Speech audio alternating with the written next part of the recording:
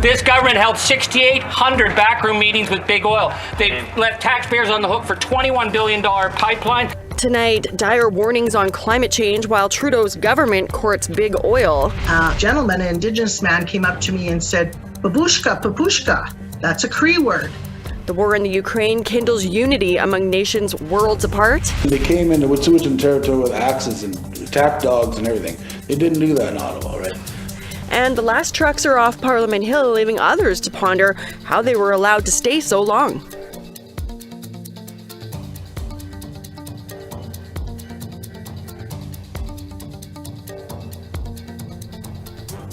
Good evening, welcome to APTN National News. I'm Melissa Ridgen. We begin tonight with the Russian advance on the ground in Ukraine. You can see Russian forces are coming in from the north, from the south and the east, moving in on Kiev, Kharkiv, and key areas of the south near Crimea and the Donbas region.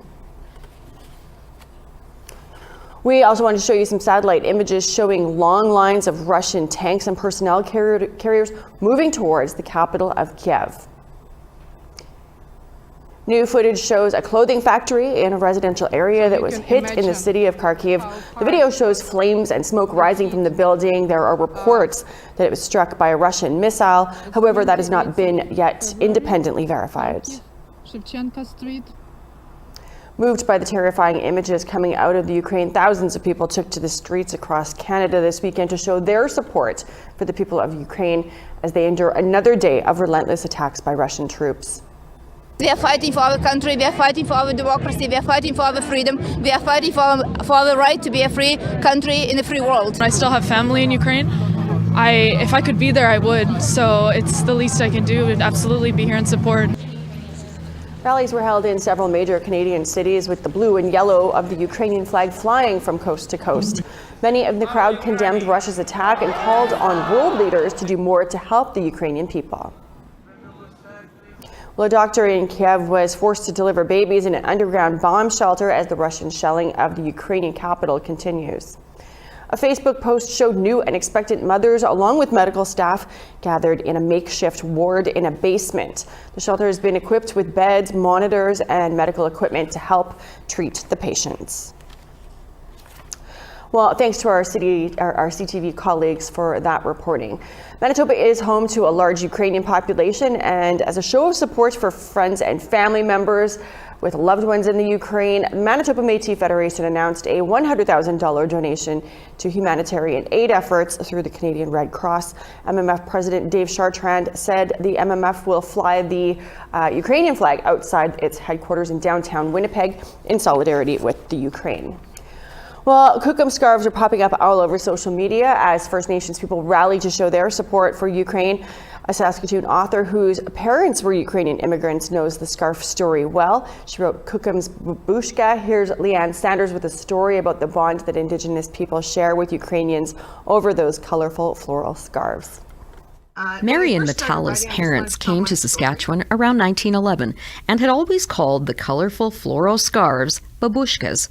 She wrote Kokum's Babushka after a chance meeting at a Saskatoon book fair where she was selling her 2010 book, Baba's Babushka. A gentleman, an Indigenous man, came up to me and said, "Babushka, papushka." That's a Cree word. And I said, really? That's interesting, because it's a very interesting history. The babushka, as you know, or the headscarf. In Ukrainian, the word is fuska or huska. Metala says the man's observation made her curious, and she found it came out of early friendships and trade between Ukrainian settlers and First Nations women. Because they didn't speak the same language, right? But they had, as women, they had a commonality. And in this book, I often will say different but good. Metala says the commonalities go even further. Ukrainian and First Nations and Métis peoples share similar culture, spirituality, and values like respect for grandmothers, the theme of a series of her books. And if you notice, the Baba or the grandmother is so important, the Kukum, to many cultures, right? The elders, right? And so I think it's important to recognize and honor women. Leanne Sanders, APTN National News, Saskatoon. We want to hear what you think about that story or any of the stories that we bring you. Here's how you can continue the conversation. You can send your emails to news@aptn.ca. You can leave a comment on aptnnews.ca. You can also find us on Facebook, Twitter, Instagram, YouTube, and TikTok. Follow APTN News to join the conversation and see all of our latest stories. The NDP was calling out the Trudeau government for climate change inaction in the House of Commons today. An environmental report says global warming is costing Canada billions, from western wildfires to reduced harvests in eastern fisheries. The report was released by the Intergovernmental Panel on Climate Change. The NDP's Charlie Angus accused the government, or the Environment Minister, of failing to act. Well, the planet can't afford this environment minister. I encourage him to actually read the IPC report, which has been described as, quote, an atlas of human suffering and a damning indictment of failed climate leadership. Well, there you go, Exhibit 1. This government held 6,800 backroom meetings with big oil. They've left taxpayers on the hook for $21 billion pipeline. They've given heavy subsidies to oil, who are now talking about massive increases in production.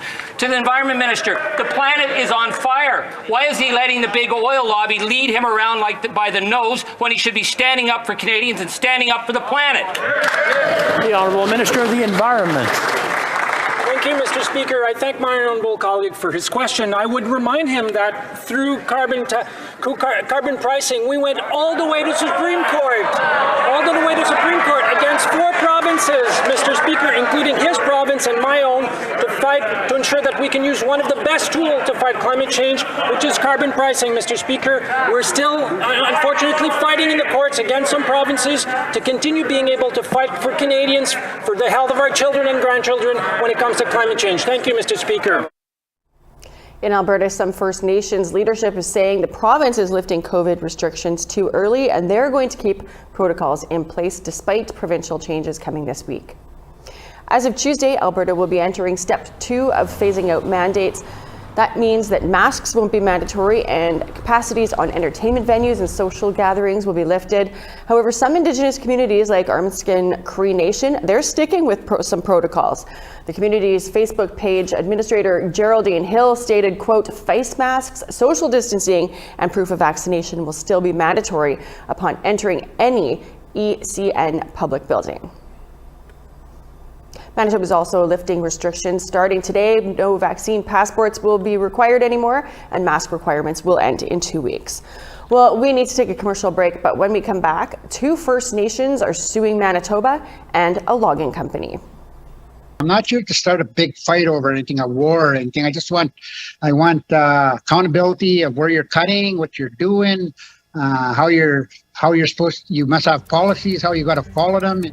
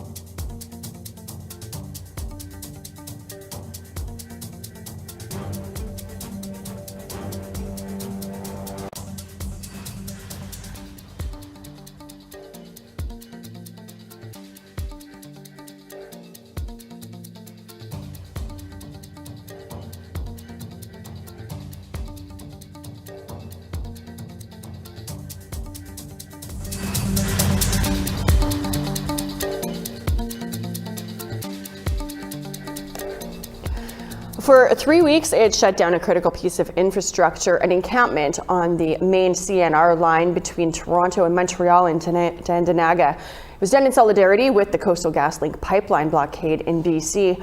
2 years ago, the Ontario Provincial Police moved in and made arrests. APTN's Annette Francis spoke with two Mohawk men who compared their experience back then to how the Ottawa protest was held recently.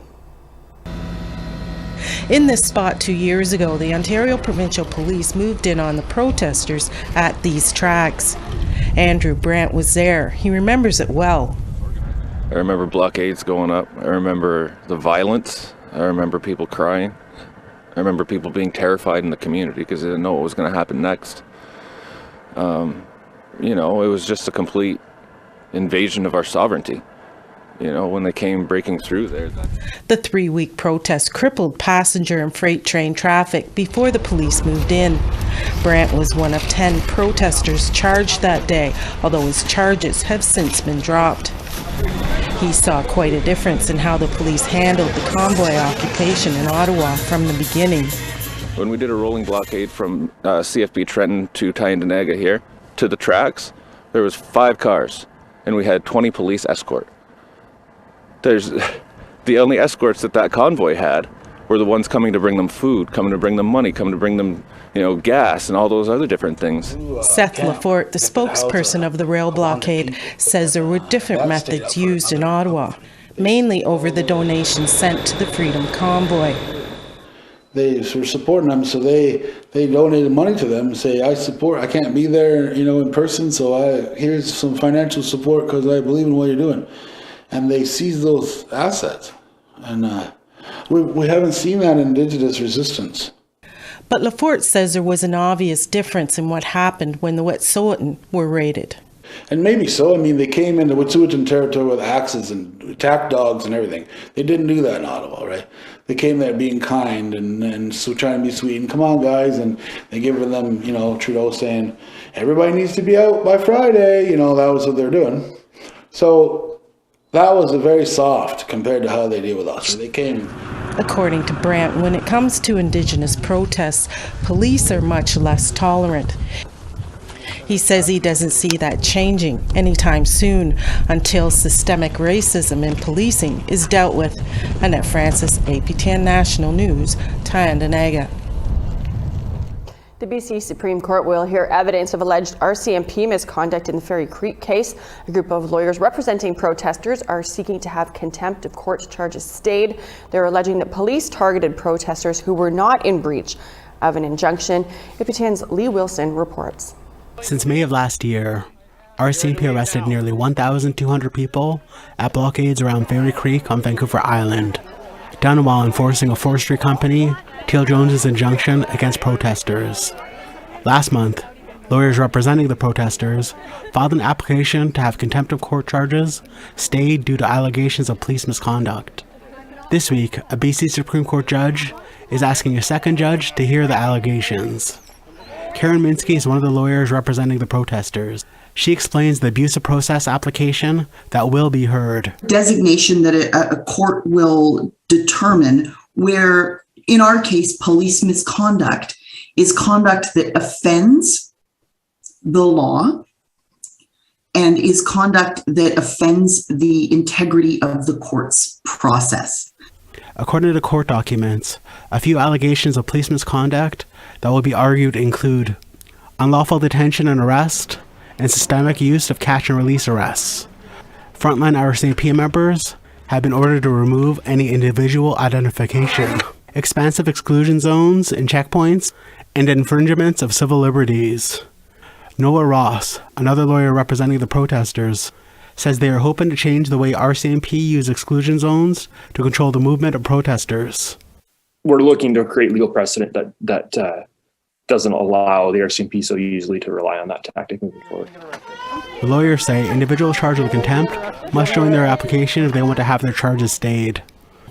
They will also be collecting operational information and documents from RCMP as they prepare for the case. Minsky says whether or not they are successful, she hopes for clarity on RCMP enforcement injunction powers. I would ask the court to take a long, hard consideration of enforcement clauses in injunctions and their effects. Police are entitled, they're experts, they're entitled to have some discretion when it comes to enforcing injunctions, but I would submit to the court that it is open to the court to provide additional commentary and jurisprudence. Lee Wilson, APTN National News, Kitimat. 2 First Nations in Manitoba are suing the Manitoba government and logging giant Louisiana Pacific Canada, saying they were not consulted prior to timber cutting on their traditional lands. Daryl Stranger has more on this story. I'm not here to start a big fight over anything, a war or anything. I want accountability of where you're cutting, what you're doing, how you're supposed. You must have policies, how you got to follow them, and everything. Wasqueesipi First Nation and Manegwazibi Anishinaabe, also known as Pine Creek First Nation, are turning to the courts to force the Manitoba government and Louisiana Pacific to consult with them on commercial timber cutting. Wasqueesipi filed their lawsuit earlier this week asking for a stop to ongoing logging and other forestry development. It's hurting our environment. It's affecting our animals. It's affecting where we get our medicine, our berries, the animals, the birds, the species, everything. It's affecting everything. And if they just come down and sit down with us and understand the way we live and how we want to protect our animals and our stuff, we're not asking much. Chief Zastry says they are entitled to a cut of the profits.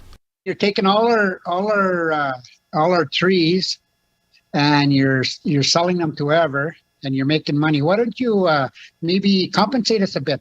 Give us money for some houses. Give us money for infrastructure, a skating rink, or anything for our kids to benefit from. That's all I'm asking. The claim follows a similar court action filed in January of 2022. Pine Creek First Nation is calling for a halt to logging in their traditional lands. That includes Duck Mountain Provincial Park and Forest. Jeremy McKay is a policy analyst with Pine Creek First Nation. As you pointed out, we're asking the court to order or require the province of Manitoba to consult with Pine Creek First Nation. But the second part of this lawsuit is we're looking for the court to stop Louisiana Pacific's forestry activities until such time that an adequate process of consultation has occurred between Pine Creek and Manitoba. McKay said Pine Creek would be open to a partnership, but the main focus currently is the rights of community members. So we're definitely looking for consultation and to be included in the decision-making process. We do actually have a bit of a history in Pine Creek in participating in the forestry industry. So we're trying to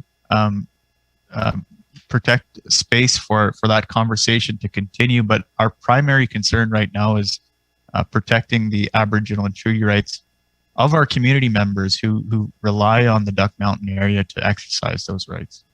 The Manitoba government said they were unable to comment on the matter as it is before the courts.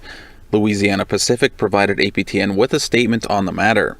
Although we cannot comment on pending legal matters, LP remains committed to engaging with Indigenous nations regarding our sustainable forest management operations.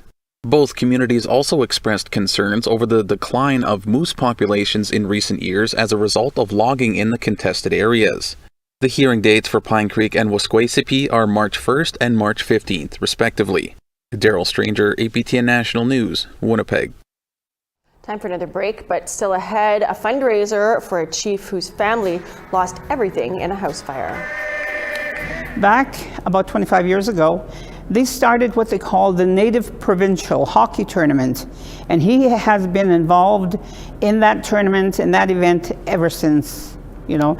And so we figured, well, he did so much for our children, our youth. It's time for us to give back to this guy.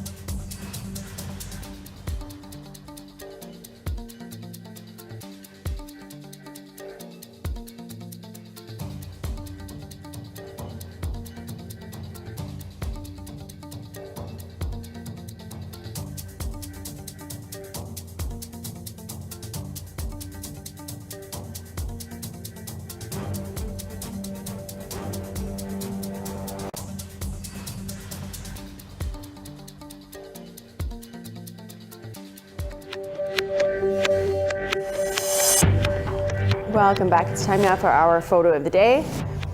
Thanks to Dave Menzies for shipping in our photo of the day. This was his view of an early morning sunrise over Lake Winnipeg, right in the heart of Manitoba. You can send your pictures to email them to share@aptn.ca for the chance to be our next photo of the day. Let's take a look at tomorrow's weather forecast now. On the east coast, we got -5 and sunny skies for Fredericton, -3 and sunshine for Halifax. Kuujjuaq -21 and sunny, same with Inukjuak. Sept-Îles sunshine -12, Quebec City and Saguenay snow -8. Same with Ottawa, snow -8, -3 and snow for you in North Bay. Kapuskasing -6 and snow. Big Trout Lake, only sunny place, -16. Sun though does continue in northern Manitoba, -27 for Churchill, -14 for God's Lake. -10 and sunny for Winnipeg, Brandon -6 and snow. -10 and snow for Saskatoon, mix of sun and cloud, -1 in Swift Current. -10 and snow for La Ronge and Buffalo Narrows. Fort Chip, -23 and clear skies, -11 and snow in High Level. 11 and sunny for Calgary, 15 and some rain expected for Lethbridge. 12 and rain for Kamloops. Campbell River, you're looking at cloud, maybe rain, 11 degrees. -9 and snow for Fort Nelson, -3 and snow for Dease Lake. Whitehorse, mix of sun and clouds, -1. Rock River, -17 sunny skies. -22 in Wrigley, clear skies there. Same with you in Yellowknife. -22 and clear skies for Colville Lake. Polytech, -20, clear skies there. Lots of sun in Nunavut, Nuyot, -24. Chesterfield, -26. -20 and sunny for Kenite. Igloolik, -25, clear skies.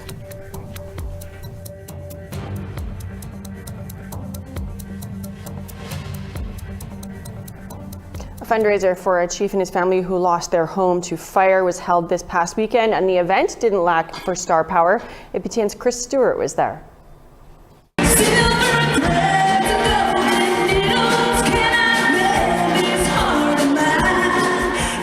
A sold-out venue at the River Cree Resort and Casino hosted a talent show fundraiser for Sturgeon Lake Cree Nation Chief Clyde Goodswimmer and family. In November, they lost their house to a fire. Irene Morin put the fundraiser together to give back to Chief Goodswimmer, and people responded. Hundreds gathered to watch talented Indigenous singers compete and raise money. My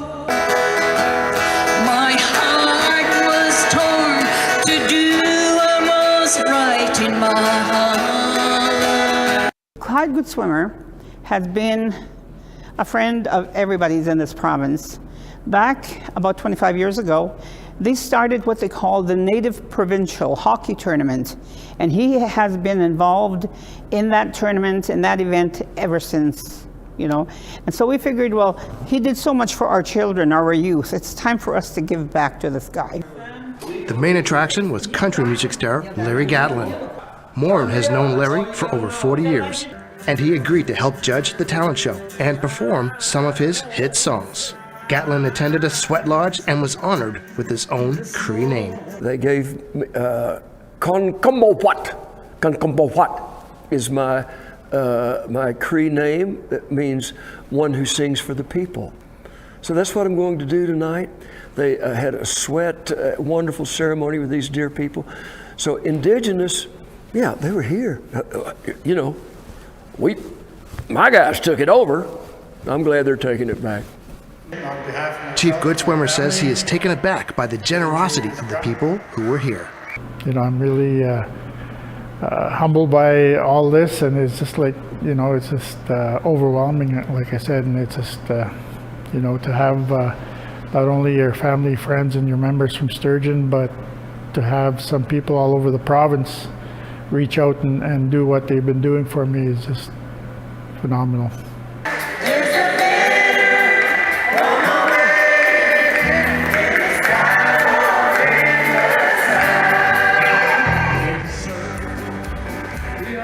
The night ended with Larry Gatlin and others singing his famous hit, All the Gold in California, and the gospel song, Will the Circle Be Unbroken. The event raised several $1,000s for the Goodswimmer family. Chris Stewart, APTN National News, Enoch, Cree Nation. Looks like a great time for a great man.